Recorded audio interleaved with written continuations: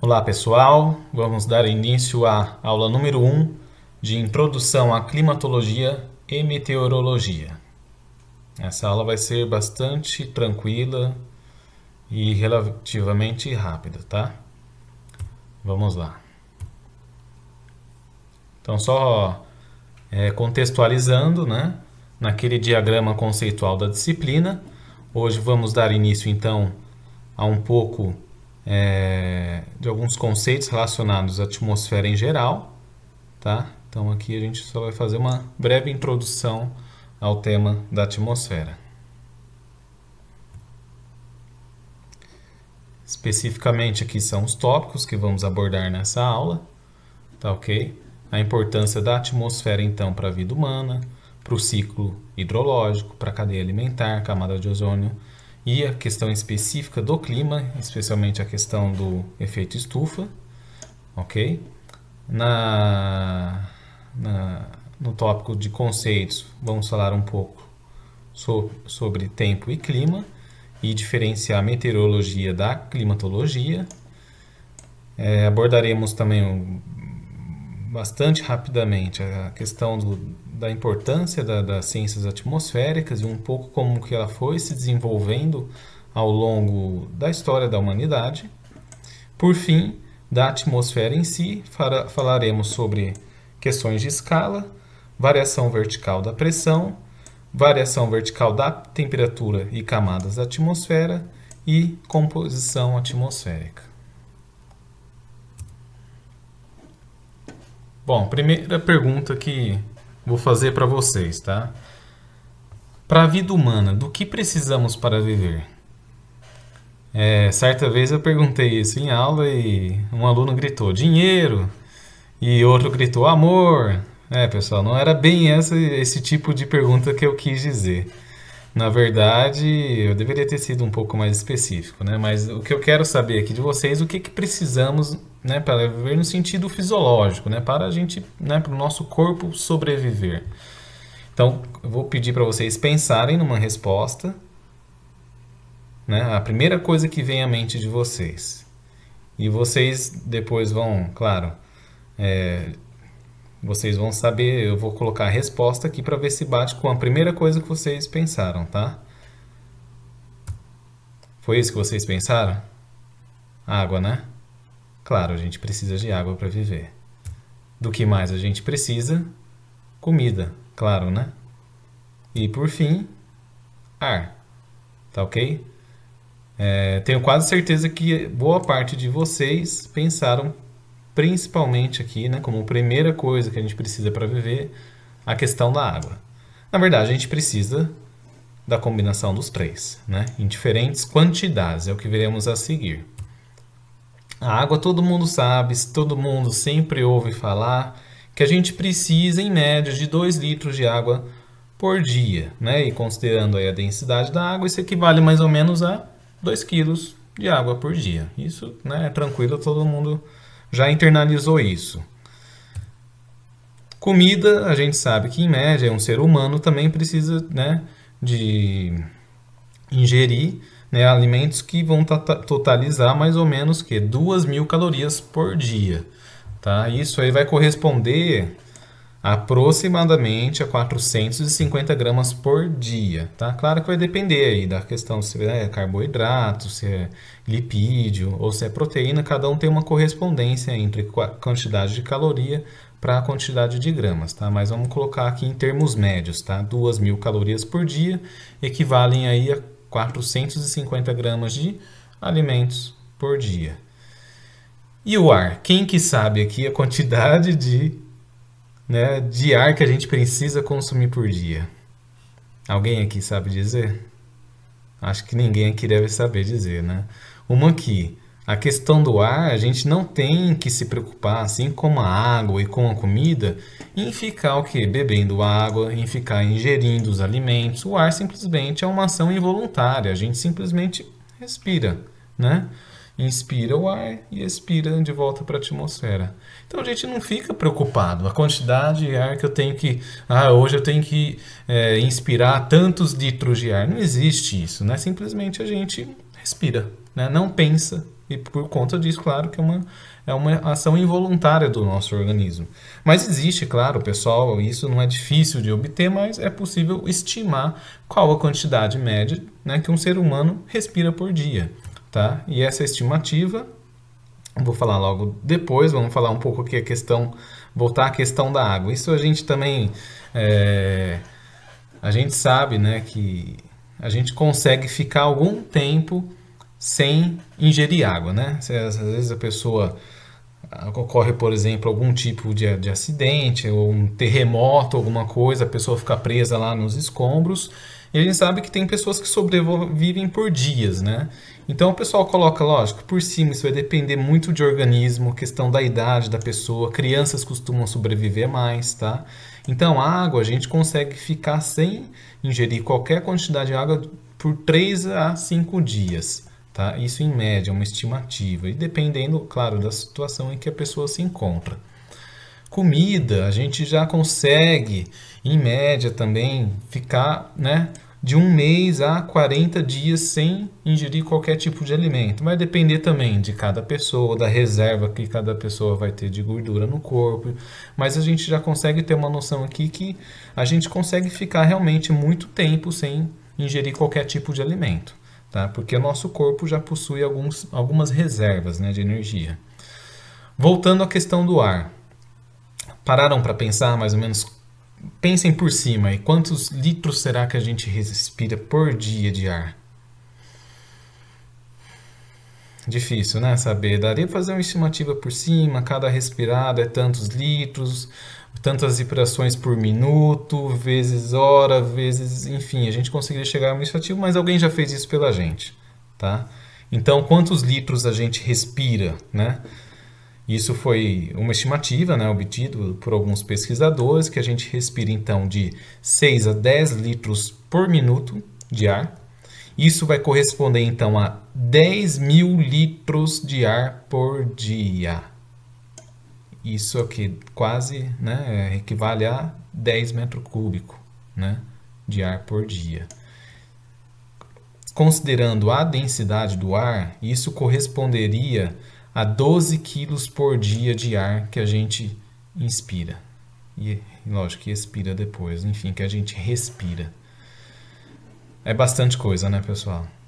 Ainda bem que essa quantidade de ar, enfim, o que a gente inspira, a gente expira também, né? O que a gente coloca para dentro dos nossos pulmões, a gente vai também estar devolvendo depois para a atmosfera.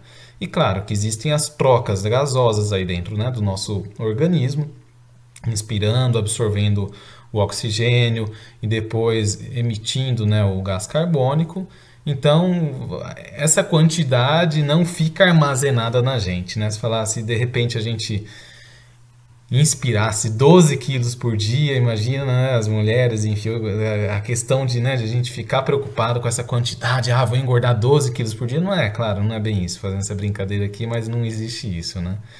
E, por outro lado, o que a gente vai colocar aqui? A gente, além de ter a necessidade de respirar uma quantidade enorme de ar,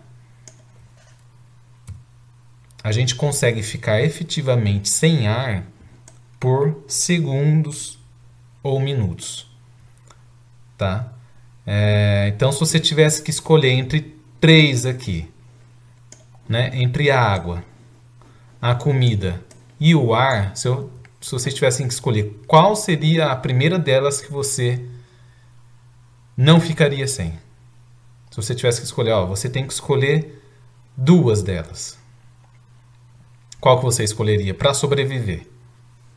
Você escolheria qual? Com certeza seria o ar, o primeiro deles, né? Porque se você ficar poucos segundos ou poucos minutos sem o fornecimento de ar, a gente sabe que a gente vai a óbito. O segundo, provavelmente, é a água, né? Porque a gente consegue ficar de 3 a 5 dias sem ela. E comida de 30 a 40 dias seria a última. Então, se eu pudesse escolher, a primeira coisa que eu ficaria sem seria comida. Tá? Então, só para a gente aqui contextualizar, às vezes a gente esquece, né? O ar é algo tão assim, parece ilimitado, infinito, a gente não se preocupa muito em ficar obtendo, né? A gente, na verdade, vê que a gente precisa de uma quantidade muito grande e que se a gente ficar sem ele por pouco tempo, a gente vai a óbito. Né? São várias situações aí, né? A questão das pessoas que morrem afogada, né? A gente vê, às vezes, algumas artes, lutas, o pessoal costuma, né, fazer aquela chave.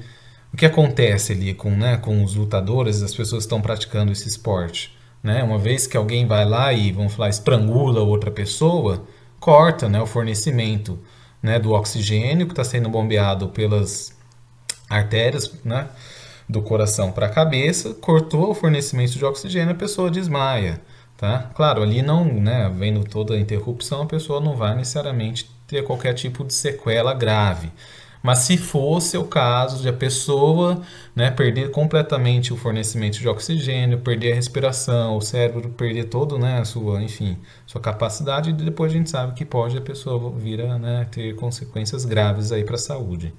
Então, só para contextualizar aqui, pessoal, se algum dia voltarem a perguntar do que a gente precisa para viver, vamos ver, né, se a gente vai responder primeira coisa a água ou se lembrar que pelo menos aí o ar é bastante importante. Então vamos lá. E os ecossistemas, né? Do que a vida na Terra precisa para os seres, né, que habitam, do que eles precisam para viver? Acho que da mesma coisa, né? Então a gente tem aqui a questão da água, a importância dela e né, do ciclo hidrológico, né?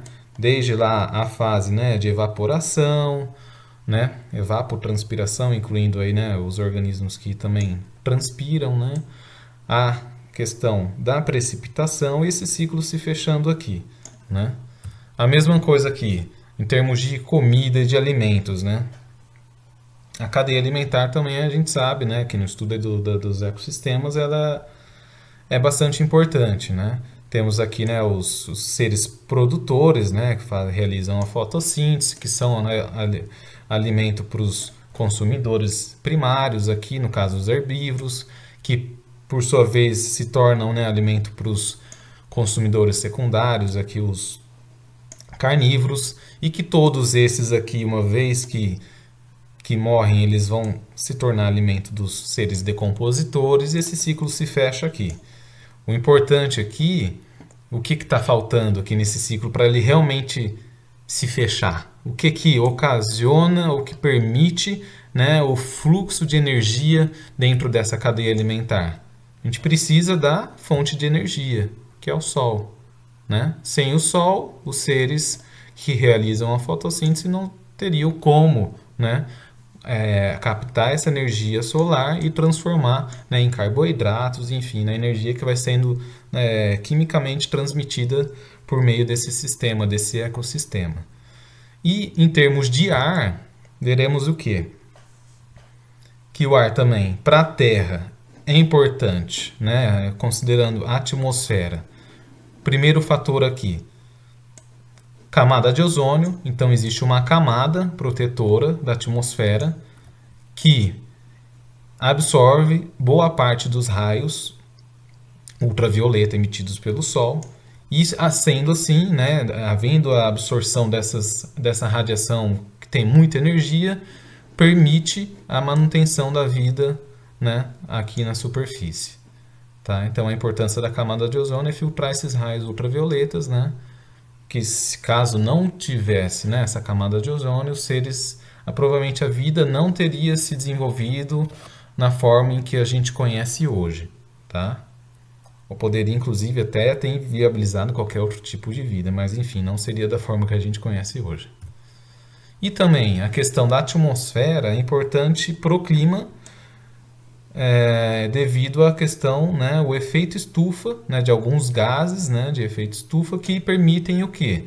Que parte da radiação que é recebida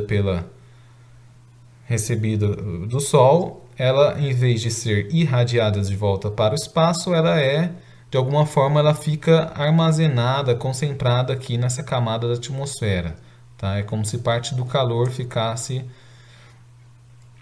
armazenado nessa região aqui da atmosfera que possui esses gases aí capazes de armazenar esse calor, tá ok? Então isso é denominado de efeito estufa, tá? Parte do calor recebido do Sol fica armazenado na atmosfera.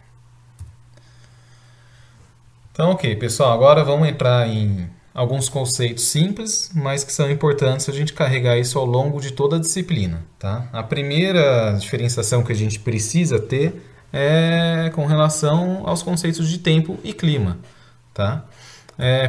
Tempo, né? Definição bastante, né, simples aqui, né? O que representa o clima? Aliás, o tempo. O tempo, então, ele consiste no estado médio da atmosfera numa dada porção de tempo, normalmente um período curto de tempo, né? Em determinado lugar, tá? Então, vamos lá. Ele representa, então, o estado instantâneo, né, dessas condições atmosféricas. É importante aqui, às vezes, a gente...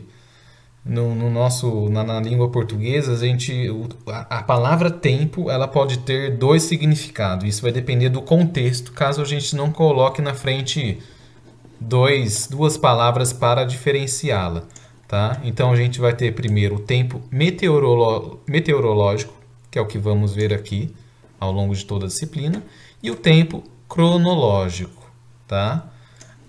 Claro, de acordo com o contexto, nem sempre a gente vai ficar falando meteorológico, tá? Simplesmente a gente vai falar de tempo e no contexto a gente vai saber que está se tratando desse tipo de tempo aqui. Essa possível, né, ambiguidade que pode gerar o termo já não existe no inglês, né? Enquanto que, né, para o tempo meteorológico a gente existe a palavra weather, para tempo cronológico, em inglês a gente tem a palavra time. Então isso, né, no inglês já não existe tanta confusão e no caso do português a gente tem que ficar atento aí, né, ao contexto em que se insere a palavra tempo. Tá ok? Clima, por sua vez, o que é? Então é a síntese do tempo em um dado lugar durante um longo período, tá? Pode ser aí de décadas, séculos, milênios ou mais. Então, é um conjunto de tendências duradouras.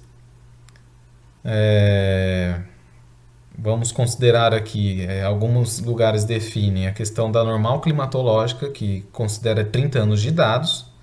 Tá? Então, o clima sempre vai estar considerando períodos maiores do tempo cronológico. Ok? Então, vamos pegar aqui, né, agora que a gente já sabe diferenciar tempo de clima, algumas frases, né, que no cotidiano a gente costuma, às vezes, falar, às vezes, escutar, e só para saber se condiz, né, com a definição que a gente acabou de aprender. Por exemplo, às vezes, né, papo de elevador, você quer tentar, às vezes, abrir, né, puxar um diálogo com alguém, ou essa pessoa também pode falar o quê? Às vezes ela vai falar do tempo, né, ou das condições do clima e tudo mais, e a pessoa fala lá. O clima está quente hoje, ou então o clima está de chuva, ou coisas assim, né? E será que isso corresponde mesmo à definição? Será que uma pessoa, quando ela está falando de hoje, ela está relacionando, querendo falar que seria correspondente a um clima que considera escalas temporais de 30 anos? Não é bem isso, né? As pessoas querem falar que as condições atmosféricas momentâneas naquele instante. Então a gente está falando de um estado instantâneo. Então a gente está querendo falar do tempo, tá? Então, qual que seria a forma correta, né, dessas frases se inserirem, né, no contexto aí do cotidiano? Assim, né? Então, quando alguém quer falar se hoje está quente, está frio, alguma coisa, é o tempo. Tá? Mesma coisa aqui, o tempo está de chuva, ok? Essa é a forma correta, conceitualmente dizendo, né, de aplicar esses dois termos que a gente acabou de diferenciar aqui agora, tá ok? Claro que no dia a dia as pessoas não têm não tiveram muitas vezes esse aprendizado. Se ela falar, o clima está quente hoje, a gente que já sabe, vai entender, mas conceitualmente, né, como a gente está aqui se dedicando para aprender, a gente tem que, pelo menos, a gente falar da forma correta, tá? Seja no âmbito profissional, principalmente, né? Mas também no cotidiano sempre bom a gente aplicar aquilo que a gente está aprendendo aqui ao longo da nossa formação acadêmica, né, e profissional. tá ok? Então vamos lá. É uma frase que o pessoal coloca muito, né? E às vezes ajuda a gente a memorizar. É essa daqui. Clima é o que você espera, tempo é o que você tem. A gente vai entender melhor isso daqui, pessoal, com os gráficos que eu vou colocar na sequência, tá ok? Mas clima, vamos falar que é uma média. Clima é esperar que no frio, que no inverno vai fazer frio. É esperar que no verão vai fazer calor, de um modo geral, tá? Isso não impede que durante o inverno a gente tenha dias mais quentes. Ou ao contrário também, às vezes ao longo do verão a gente tenha dias mais frios. Apesar de você estar esperando, ó, vamos pegar a frase aqui. Clima é o que você espera. Então, eu espero que o clima no inverno, né? Ele me fala que no inverno os dias costumam ser frios. Eu espero que aqueles dias sejam frios. Mas tempo é o que você tem. Então, num dia que se encontra, né, na fase de inverno, eu tenho um dia quente. Tá? Então, as coisas são, né, às vezes elas são... O que a gente tem é diferente do que a gente espera. Tá? E eu vou mostrar isso no gráfico, a gente vai entender mais pra frente melhor isso daí. Em termos de escala temporal, vamos pensar também nessa frase, ajuda a gente a memorizar. Que se o tempo é o relógio, então o clima é o calendário. Tá? Então o tempo é o que a gente tem aqui, é o que a gente olha aqui no pulso. Tá? É o horário ali e é o que a gente está vendo naquele instante, naquele dia, né? Naquela hora. Clima é o calendário, já vai falar de meses, anos. Tá ok? Um pouco antes de apresentar o gráfico, vou falar só basicamente aqui de onde que vem a origem da palavra clima, tá? Ela vem do grego, tá? Dessa forma aqui, tá? Aqui no alfabeto grego, tá? E aqui seria uma forma mais, né, adaptada ao nosso alfabeto, mas o significado dele, qual que é? Inclinação. Clima significa, né? Até a palavra clima lembra de inclina, né? Clina, tá? Então, essa palavra surgiu da inclinação. Então, isso daí desde a época lá dos filósofos, né, gregos, eles já sabiam que o quê? Né? O Sol, né, boa parte da radiação incidente aqui na Terra, eles sabiam que no Equador era a região que mais recebia radiação, né? E eles sabiam também que, claro, a distância, né, quanto mais longe a gente estivesse do Equador, né, em direção então aos polos, menos, né, energia tinha. Isso era por conta da inclinação da Terra, tá? Era essa concepção que eles tinham na época e, claro, naquela época eles tinham, né, boa parte lá dos filósofos já sabiam, né, eles já entendiam a Terra como um globo, tá? Então isso daí já era um conceito assim antigo de que a Terra sim era redonda e que ela tinha uma inclinação que permitia esses diferentes climas, né, que eles colocaram basicamente climas quentes nas regiões equatoriais e climas, né, de características mais frias quanto mais longe estivesse do Equador. Tá? Então essa é a origem da palavra clima. Tempo e clima, continuando aquele gráfico que eu falei que mostraria para vocês. Então, o que é esse gráfico aqui? Temos aqui a temperatura do ar, tá ok? Temos aqui o dia do ano, tá? Então, aqui vai ser 1º de janeiro, aqui vai ser 31 de dezembro, tá? O que a gente percebe aqui em linhas gerais? Então, é um gráfico de temperatura do ar, dados diários, tá ok? Foram coletados, né, uma vez por dia. A gente vai ver aqui que no começo do ano a gente tem período de verão, correto? Da mesma forma a gente tem verão no final do ano. E no meio do ano, né, lá nos meses de junho e julho, a gente vai ter o período de inverno, correto?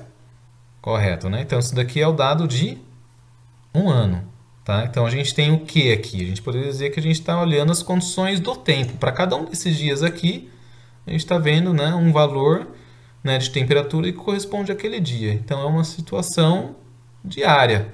Tá? Claro que eu também poderia ter gráficos aqui com resoluções horárias, enfim, mas a gente está colocando nesse exemplo como uma resolução diária. Tá ok? Isso para um ano.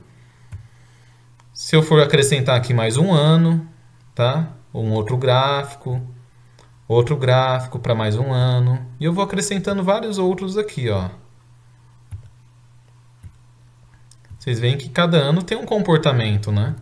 Os dias nunca são necessariamente iguais. Isso não existe quando a gente está falando de condições atmosféricas, tá?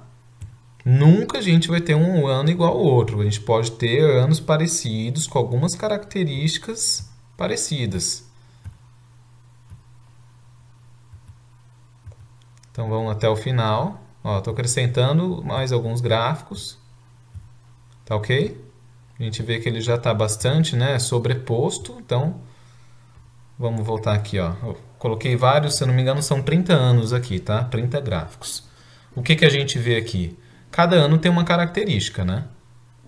Mas a gente vai ver que existe um comportamento geral do quê? De que todo ano, no começo do ano, está mais quente e no final do ano está mais quente, que são, né, que corresponde ao período aqui de verão, e que todo período, né, aqui no meio do ano, os dias são mais frios. Esse é o comportamento geral. Tá ok? E o que é isso daqui? É a média.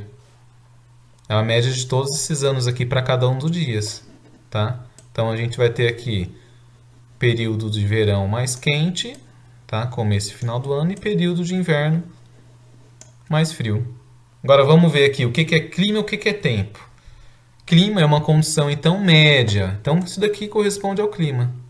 O que eu espero? Eu espero que esse período aqui de inverno seja mais frio e eu espero que esse período aqui de verão seja mais quente. É isso que eu espero, não é isso? Então, realmente, eu posso pegar, eu vou ter dias que vão estar bastante quente no verão. Ó, tão quente aqui, não tão? É o que eu espero. Às vezes um pouco acima da média, tá? Mas continuam quente, tá? Eu vou ter dias frios aqui no inverno, tá? Às vezes até dias bem mais frios do que eu esperava, tá? Mas eu posso ter o oposto também. Lembra que eu falei?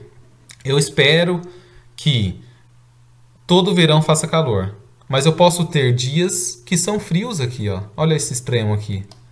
Isso aqui foi, ó, no ápice do verão, tá? Final de dezembro, a gente tem um dia que é quente. Na verdade, ele é frio. Ele é tão frio quanto o que eu esperava que fosse frio aqui na época de inverno. Vejam.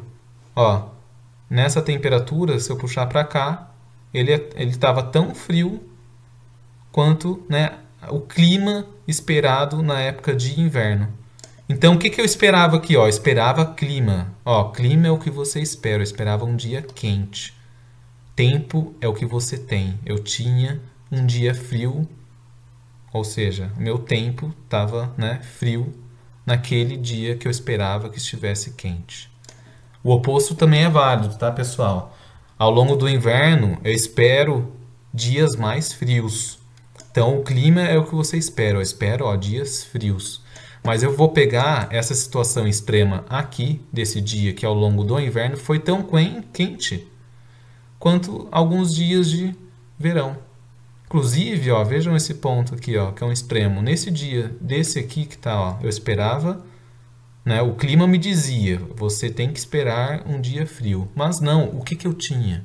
Era um dia, né, cujo tempo apresentava temperatura, né, até maior do clima de verão, que era isso daqui que eu esperava, tá? Então, a frase agora se encaixa bem, né? Clima é o que você espera, tá? Tempo é o que você tem, que são todas essas variações aqui possíveis. Tá ok? Tranquilo, né?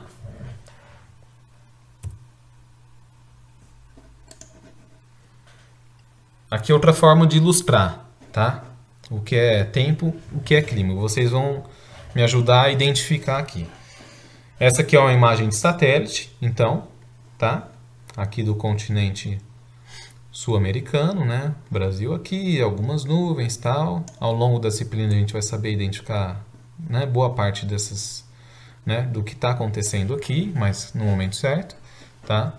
Então isso daqui é uma foto instantânea das condições atmosféricas, então obtidas por meio de satélite. Então, eu falei o que? Uma foto. É uma condição instantânea, naquele momento. Ó, que momento que era? Ó, 1h30 da noite do dia 8 de setembro de 2016. Se é uma condição instantânea, isso representa o quê? Tempo, né? Tranquilo, né? Vamos para esse gráfico aqui, agora para esse mapa. Então, aqui, esse mapa aqui é um mapa de... Alguns provavelmente já viram algo parecido com isso, né? O próprio nome do mapa já vai responder a pergunta. Para quem conseguir ver aqui, está escrito o quê?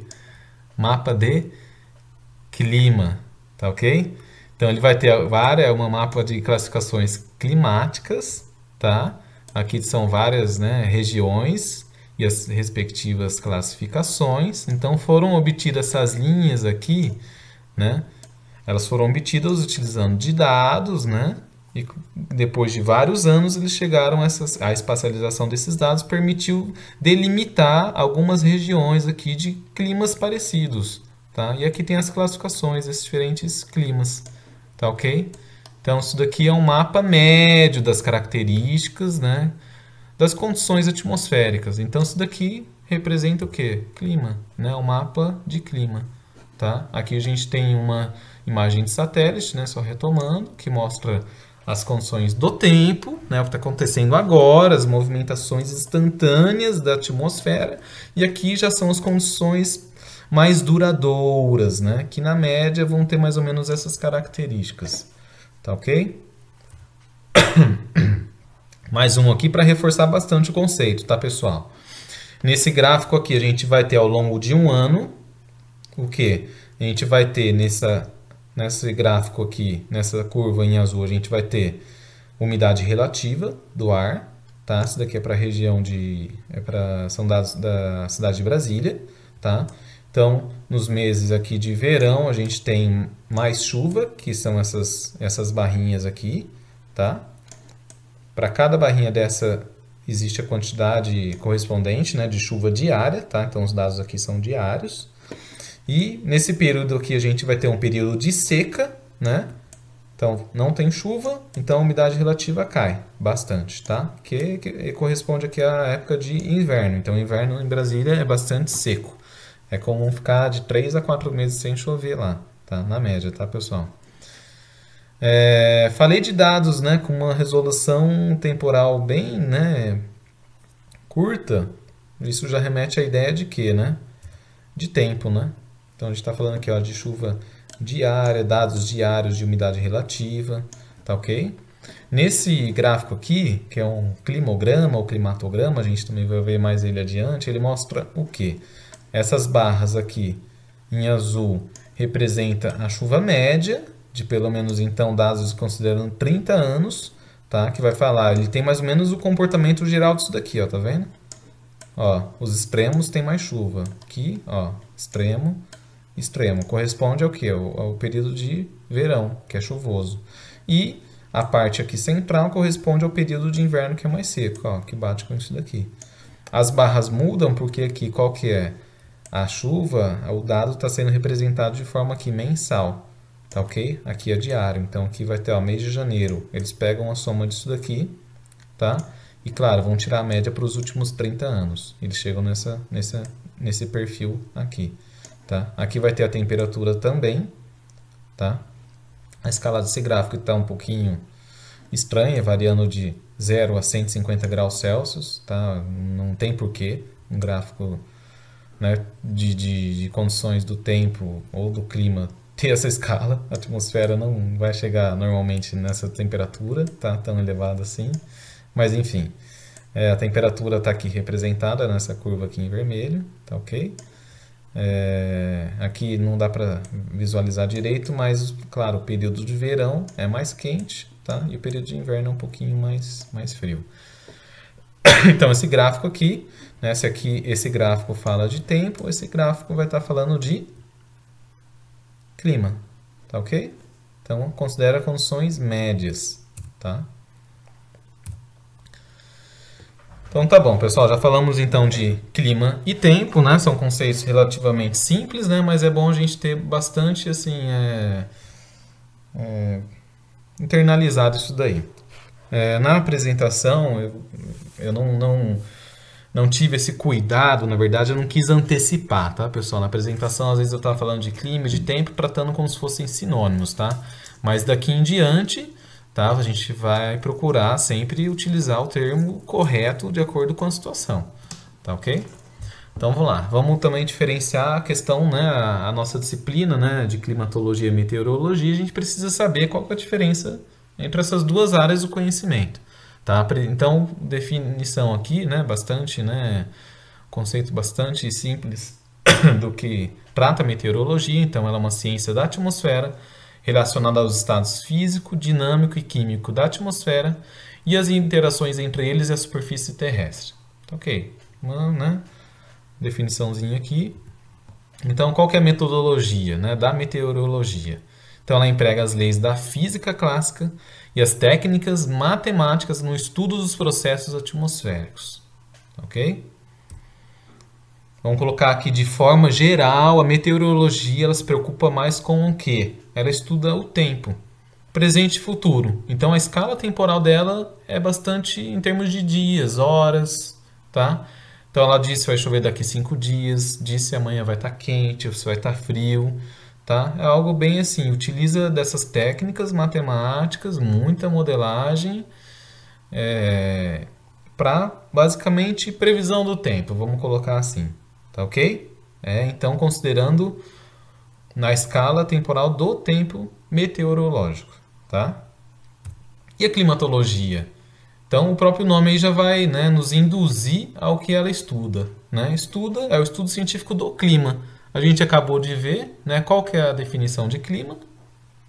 Então, é o estado médio, né, das condições meteorológicas, tomados aí nas escalas de décadas, né? Aí vamos assumir de pelo menos 30 anos, que é a da normal climatológica, tá? Então, a metodologia, né, utilizada vai ser adequada a essa resolução temporal. Né? Então, ela utiliza então técnicas estatísticas das informações climáticas. Então, o próprio nome já vai remeter ao estudo do clima, né, passado, né, ou pode ser remoto, e também um futuro distante. O remoto aqui, pessoal, a gente vai ver nas aulas mais ao final do curso, que esse passado remoto não se restringe só à questão de décadas, de 30 anos, que é a escala da normal climatológica, ou mesmo de centenas e milhares de anos, mas passado remoto até em escalas de milhões e até bilhões de anos, tá? O clima realmente, praticamente desde que a Terra, né, existe, é possível, né, estudar o clima, tá, na Terra. E o futuro distante, vamos colocar de uma forma aí, né, no contexto das mudanças climáticas, um futuro de até a escala do ano de 2100. É o que habitualmente aí o pessoal tem utilizado aí nas projeções né, do clima no contexto aí do aquecimento global, tá? Então, o que que o clima, né, o que que o estudo da climatologia nos diz? Diz então se nos próximos anos terão verões secos, ou então se em 50 anos, né, estará mais quente. São coisas assim, com uma escala temporal um pouco maior em relação, né, ao que a meteorologia costuma lidar, tá bom? Então, a diferença essencial entre os dois, meteorologia e climatologia, é a escala temporal. E claro, e as metodologias, né, utilizadas, tá? Todas utilizam, claro, ferramentas matemáticas, tá? Mas são cálculos diferentes, tá ok, pessoal? Isso a gente vai ver mais pra frente. Bom, da importância, e isso já foi comentado na apresentação da disciplina, claro, as ciências atmosféricas, por que que ela é tão importante, né? Isso desde, né, a história da humanidade, ela é importante para a coisa mais primordial, né? Que é a questão da geração de alimentos, né? Então, seja aí na agricultura, na pecuária, né? Isso daí é uma das coisas que, né, os povos já tinham que olhar para o céu, né? Tentar interpretar se, né, se ia chover ou se não ia, né? E isso já fazia parte, então, da vida cotidiana deles no sentido de produzir os próprios alimentos, tá? Então, a questão climática e atmosférica sempre foi muito importante aí para a questão da sobrevivência humana. E vimos também, né, o quanto que é importante para a saúde, para a moradia, para o transporte, né? dependendo das condições do tempo naquele dia, é o que nos vai dizer se a gente, né, vai usar determinado tipo de roupa, né, como que isso pode afetar no transporte nosso do dia a dia, o transporte aéreo, o transporte marítimo, né, a questão de como, né, as edificações são construídas, a questão de como que, né, os períodos frios impactam a saúde das pessoas, né, e as doenças respiratórias, gripe e outras, tá? Então, estudar a atmosfera tem, claro, uma importância em vários contextos, né? Aqui a gente vai ver de forma geral, mas claro, sempre tentando aí ver como isso repercute na formação do engenheiro ambiental, tá ok? Vamos lá então. Um breve histórico, só para a gente, né, entender assim, hoje a gente usa várias tecnologias, né? E a humanidade está há pouco tempo relativamente utilizando, né, dessas tecnologias tão avançadas aí da microinformática, era digital, enfim. Tudo começou antes, né? Sempre começa lá na época dos filósofos, né? Eles praticamente observando a olho nu, eles conseguiam desvendar vários mistérios aí da natureza, né?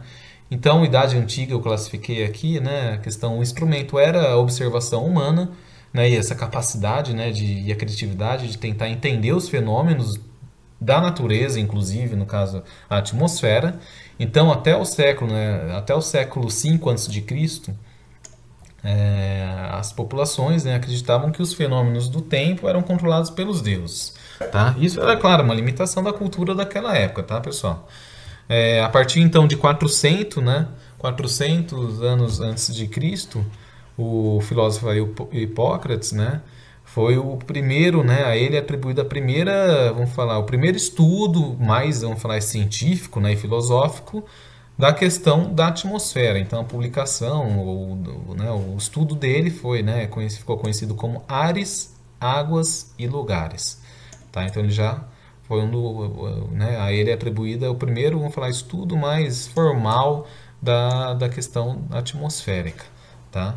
Logo depois, em 350 a.C., Aristóteles também fez um estudo mais aprofundado, né, sobre a atmosfera, então ele teve né, o seu documento, né, aqui conhecido como meteorológica, tá?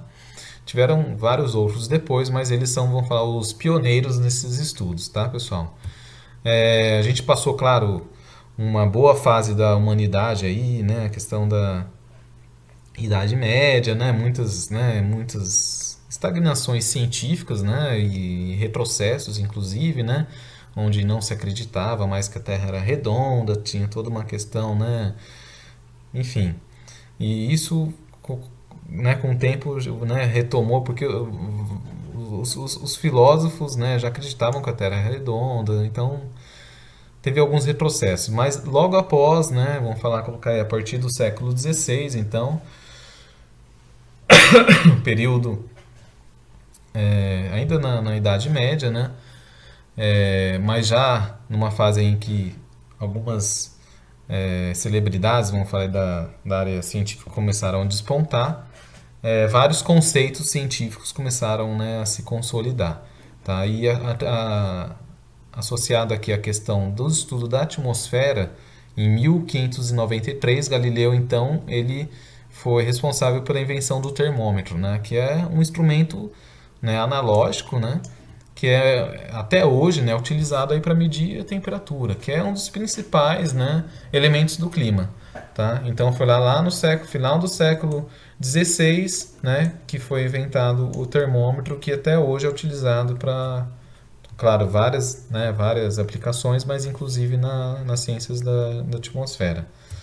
E logo depois, aí, meados do século XVII, Torricelli, né, foi lá e descobriu o princípio do parâmetro de Mercúrio, né? E isso também, né, permitiu depois aplicações na área da meteorologia, né? A gente vai ver ao longo da disciplina que a pressão atmosférica é um elemento muito importante aí na questão das movimentações da atmosfera, né? As diferenças de pressões, né? Como que isso faz a atmosfera se movimentar, a questão dos ventos, como que está associada a essas diferenças de pressões, tá? Então foi nessa época aí que foi inventado o barômetro, né, que é um instrumento aí responsável por medir a pressão, tá ok? E terceira e última idade, eu vou classificar aqui como contemporânea, já aí considerando aí século XIX, né? Seria o advento aí dos instrumentos digitais, né? Em 1832 foi inventado o telégrafo. Com o telégrafo, porque vamos imaginar, desde essa época aqui, ó, que o pessoal inventou o termômetro e o barômetro e vários outros, né, instrumentos vieram depois, a gente vai ver em detalhes quais os instrumentos que são utilizados na meteorologia. Desde essa época e logo depois eles começaram a sistematicamente medir as condições do tempo, né? Imagina antes, claro, nós como seres humanos também somos sensores, por exemplo, de temperatura. Nós sentimos que está mais ou menos frio ou mais ou menos quente. Mas isso vai depender de pessoa para pessoa, né? Uma pessoa que já está habituada com calor, diferente de uma pessoa que às vezes já tá, né, já cresceu num lugar extremamente frio. Então isso varia muito, né? Não dá para usar o nosso corpo como um termômetro padrão, né, com uma escala definida de temperatura, não dá. Ele é muito qualitativo, não é quantitativo. Tá? Mas desde a invenção desses instrumentos, né, então a gente acrescentou muito, né, para a questão da observação e da sensação humana. Né? Como que a gente conseguiu ampliar, além dos nossos sentidos, né, como a gente conseguiu realmente medir, né, as condições da atmosfera. Então, desde essa época aqui, então, final do século XVI em diante, começaram a medir, né? Inventou o termômetro, começou a medir a temperatura ao longo do dia, começou a estudar né, a atmosfera, tá? Então, claro, depois foram, né, instaurando vários serviços meteorológicos nos diferentes países. Isso, claro, se desenvolveu de uma forma pioneira na Europa, né? Onde tem as estações climatológicas e meteorológicas mais antigas do mundo. Mas ainda assim, eles não conseguiam utilizar esses dados para a questão da previsão do tempo. Tá? Então, o que a novidade do telégrafo aqui permitiu? A rápida comunicação entre as diferentes estações meteorológicas. Tá? Então, se eu soubesse, né, de imediato o que estava sendo medido em outras cidades da região, ou então em outros países, com essas medições, né, e com essas comunicações que eram rapidamente realizadas por meio do telégrafo, eles conseguiam elaborar mapas, né, de isobras, que a gente vai ver lá na frente o que é isso, né, um mapa de isolinhas de pressão. E por meio desses mapas eles conseguiam fazer a previsão do tempo. O que para hoje, para a gente é muito fácil, naquela época era muito difícil, tá, pessoal? A gente vai ver em detalhe como é que funcionava isso depois, tá? Então, 1873, então, foi criada a Organização Mundial de Meteorologia, OMM, tá? Para padronizar, né? Porque cada um construía o termômetro de um jeito, né? Cada um registrava a temperatura de um jeito.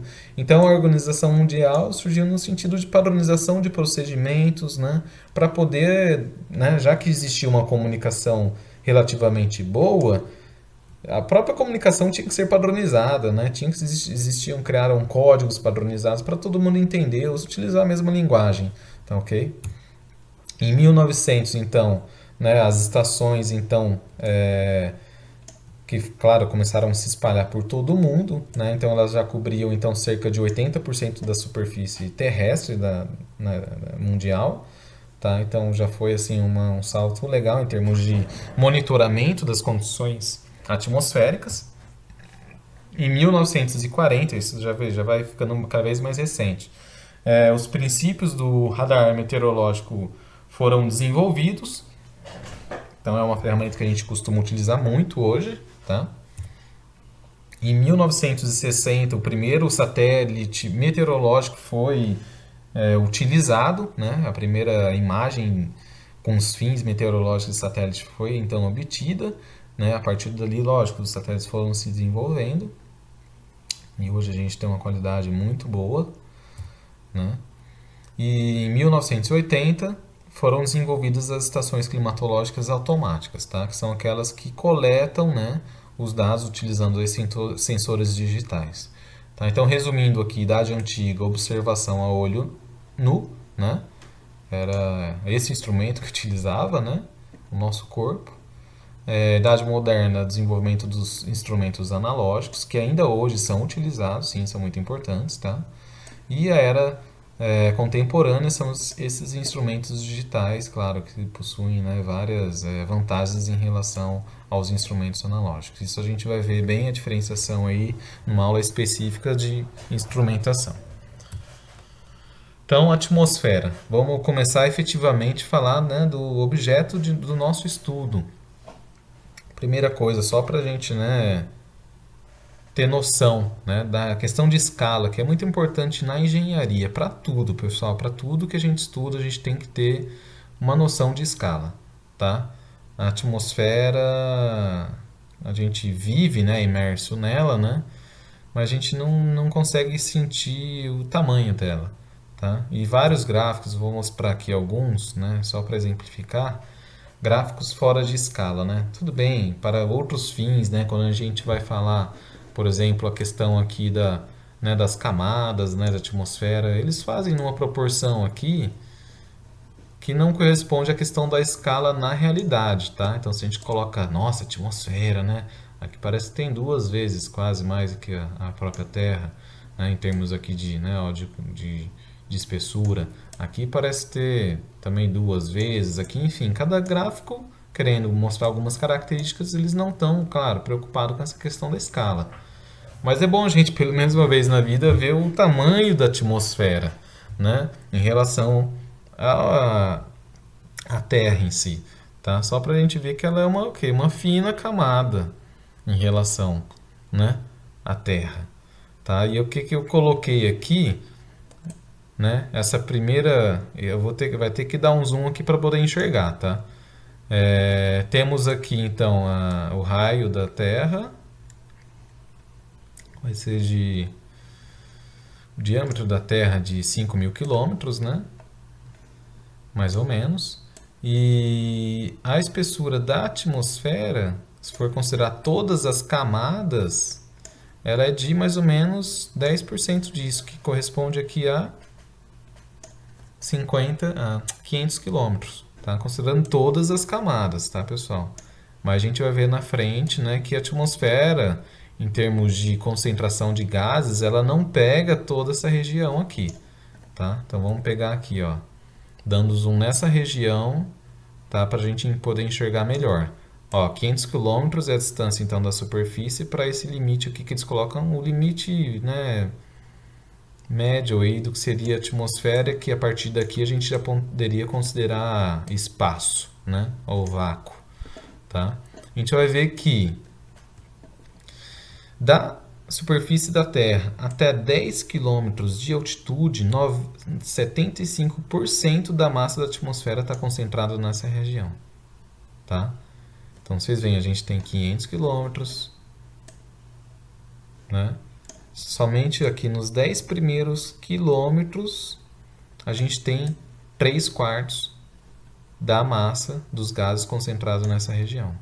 Se a gente subir mais um pouquinho, né, até a altitude de 30 quilômetros, a gente vai ter 99% da massa concentrada nessa fina camada aqui. Que se a gente for pegar aqui, ó, tá vendo? Ó, nem dá pra ver nessa região, tá? Por isso que eu dei um zoom aqui, ó. Não aparece. Então, 99% da atmosfera está nessa linha que a gente nem consegue enxergar aqui, ó, quando a gente coloca a Terra em proporção. 1% da massa da atmosfera vai estar entre 30 e 500 quilômetros, tá? Então, se a gente quisesse, né, considerar a atmosfera mesmo, essa linha aqui é só um limite, né, que o pessoal colocou, mas a atmosfera é isso, tá? A gente quase não enxerga, tá? Comparado ao tamanho total da Terra. Então, a Terra, a gente viu já pelo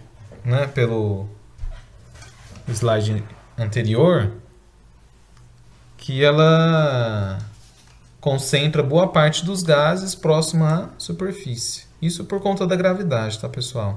Então, a gente vai ter uma maior concentração de gases aqui na região próxima a superfície, conforme vai aumentando a altitude, né, ou a distância, né, a partir da superfície da Terra, nós temos o que? O ar vai se tornando mais rarefeito, existem menos gases. Então, muda a densidade, né, e a pressão também diminui.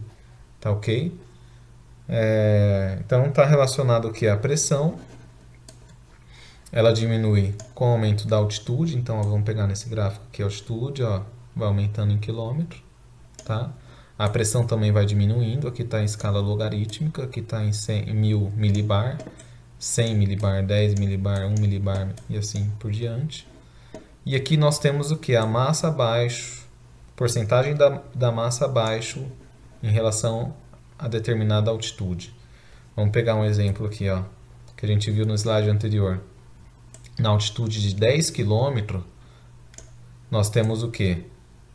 75% da massa abaixo da Terra, da atmosfera. Tá ok? Então, de zero,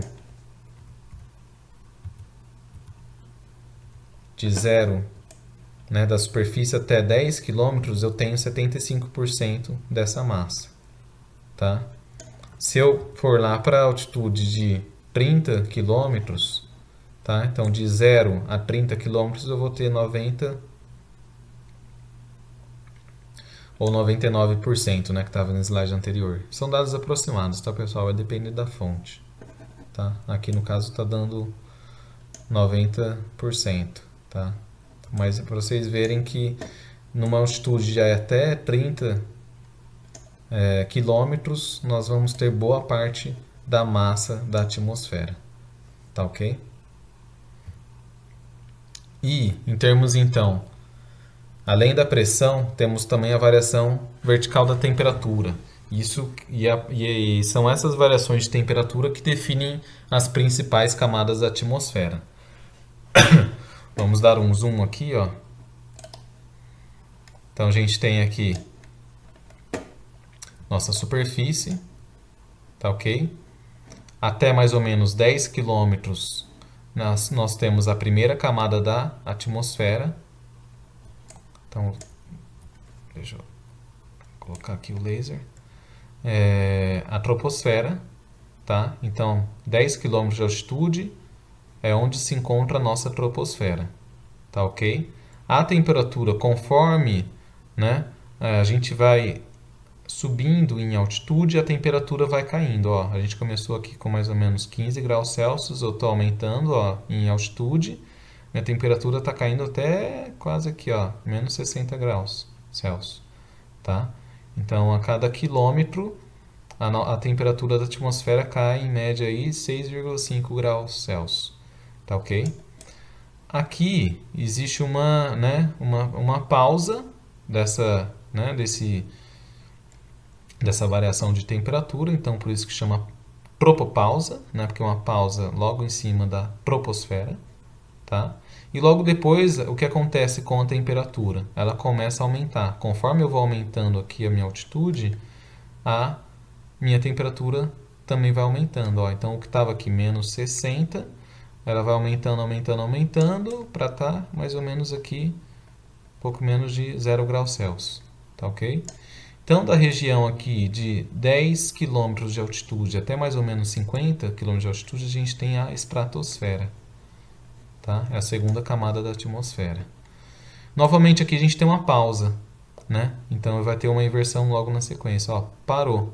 A temperatura parou de alterar nessa altitude aqui de 50 km de altitude. De novo, o que acontece com a temperatura? Ela começa a diminuir com o aumento da altitude.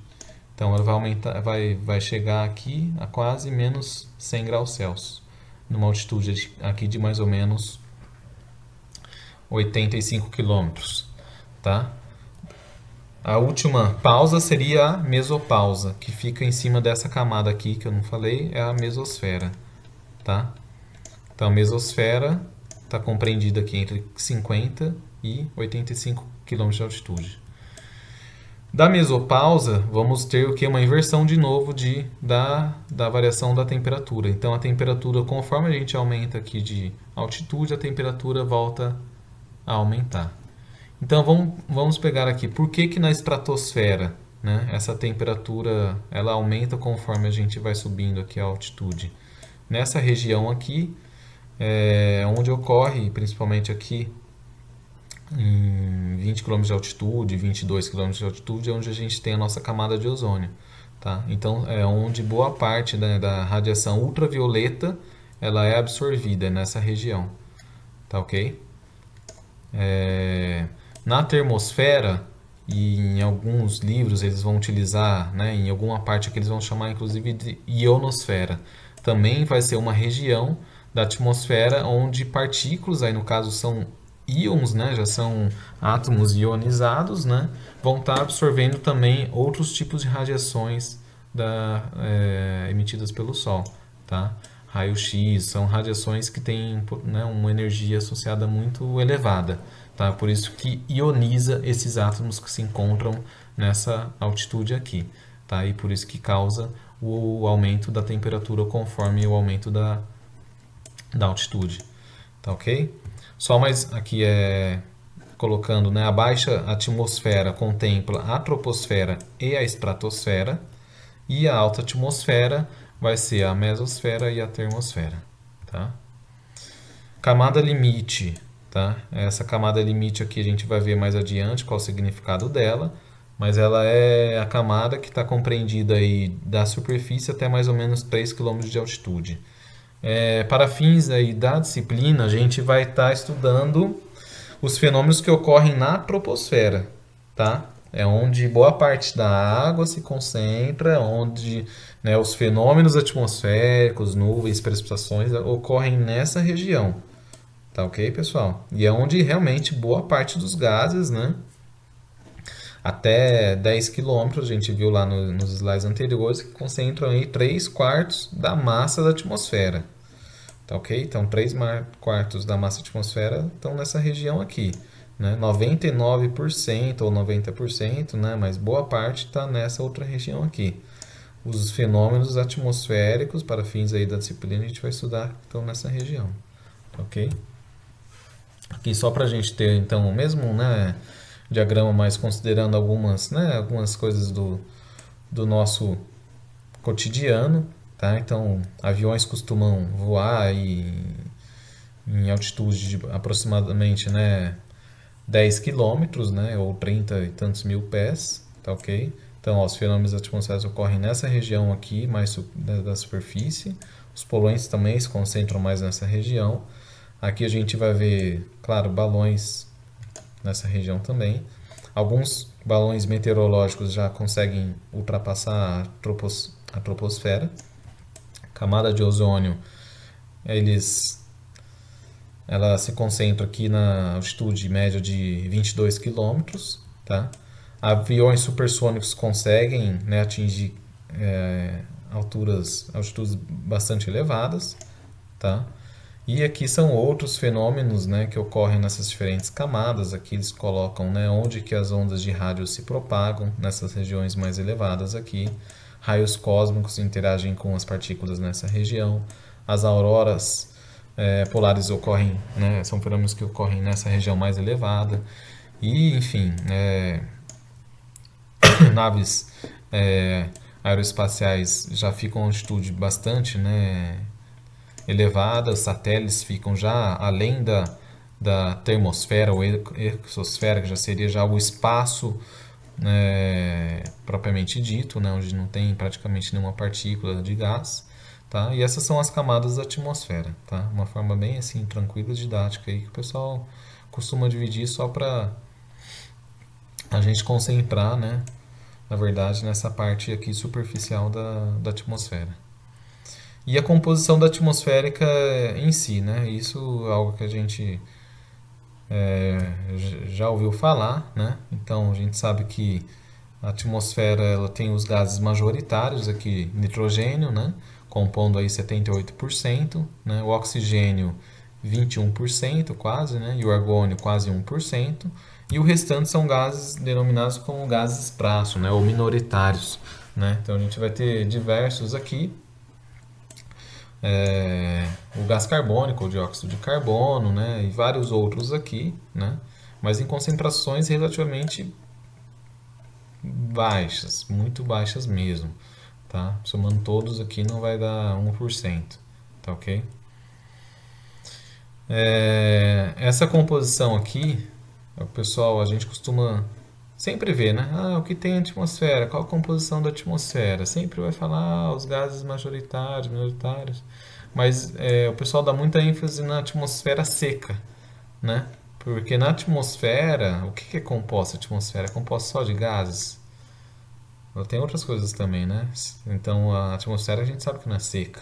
A gente sabe que tem uma quantidade de quê? Do que mais? Vapor d'água, né? Então a água, né, na forma de vapor, na forma gasosa, então é um componente muito importante para a atmosfera. Sim, a gente tem que lembrar sempre disso, tá? A composição da atmosfera, nunca esquecer da água, tá ok? Então, ela corresponde em média 0,4% da atmosfera. Isso na média. Então, vocês veem aqui, ó, que ela tem mais, ela poderia até ser considerada, quem sabe, né, um gás majoritário aí, né? Porque ela dá a soma disso tudo com certeza, mais do que a soma desses gases aqui. É metade da quantidade aqui de gás argônio, tá? Então, assim, a gente pouco costuma se falar, né, da água, mas ela tem uma quantidade significativa na atmosfera, sim. E na superfície, né, na parte lá da troposfera, né, essa porcentagem pode chegar de 1 a 4%, tá? Que é onde vai ser, onde vão se concentrar boa parte das nuvens, né, das precipitações, a proximidade que tem com os solos, claro, né, com superfícies de água nos oceanos, rios, as superfícies, né, de grandes florestas que também vão evapotranspirar uma quantidade muito grande de água, né? Então, assim, a água ela tem uma importância muito grande na atmosfera, então nunca esquecer que sim, a água também faz parte da atmosfera, tá?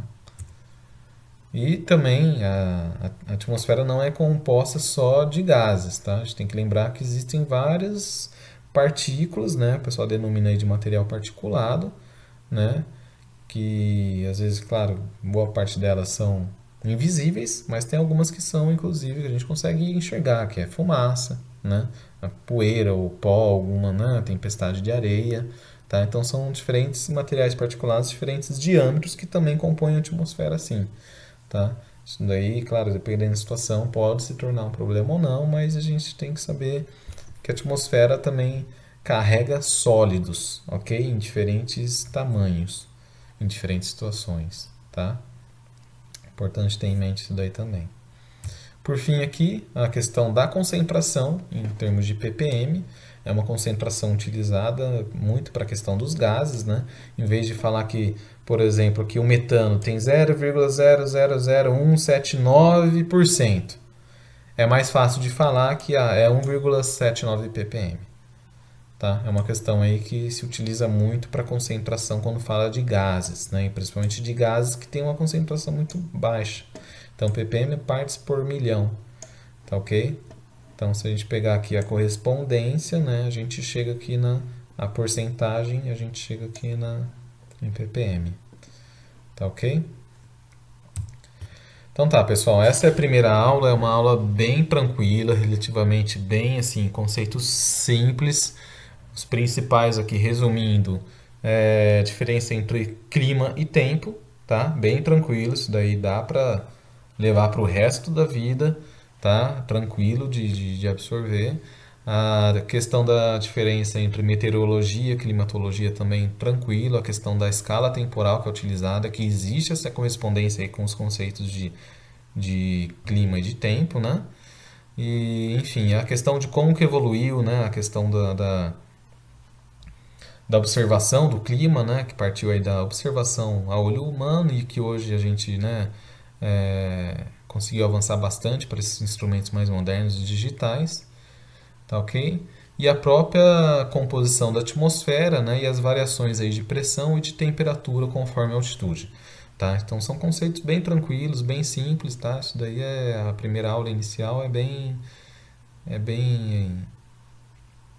tranquila de absorver. Tá bom, pessoal? Então, bons estudos e até a próxima aula.